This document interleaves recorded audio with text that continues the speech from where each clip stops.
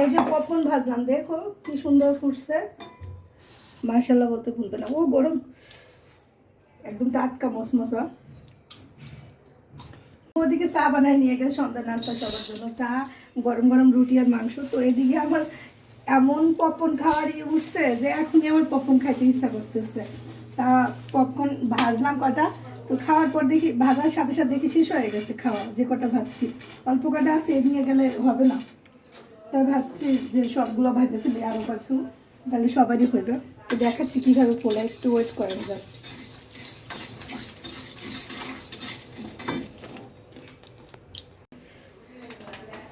দেখো না, ফুটতেছে ফুটতেছে ফুটতেছে, দেখায় সব করে সব পড়ে যাবে, কেমনে দেখাবো, ফোটা শেষ হোক দেখো সবাই। ফুটতেছে শুধু টস টস।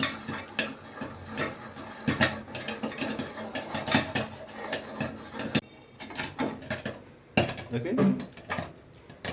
দেখেন যে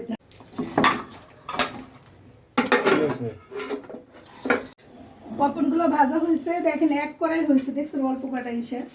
বিসমিল্লাহ, দেখেন কতগুলো হয়েছে। এখন আমরা এগুলো খাবো। টেস্ট বাড়ানোর জন্য একটু মশলা দিয়ে দিচ্ছি অল্প একটু, পুরোটা দেবো না, মানে পুরোটা দিলে আবার টেস্ট নষ্ট হয়। রঙিন পপকর্ন বানাই দিব, ঠিক আছে? আস্তে ধীরে খাও, চা খাওয়া হলো না, চা ঠান্ডা হয়ে যাবে। দেখছো আমি কি ভাজা খাওয়াইলাম সবাই রে, এখন শুধু এগুলাই ভাজতেছে আর খাইতে আছে সবাই। দেখেন কতবার ভাজা হলো। আমি কি পপকর্ন ভাজা সবাই যে খাওয়াইলাম, এখন শুধু এটার প্রেম হয়ে গেছে সবাই, সবাই শুধু এটা খেতে চাচ্ছে। আর এত সুন্দর হয়, এত বড় হয়, মানে খুব কম দেখছি আমি এত বড় বড় যে হয়।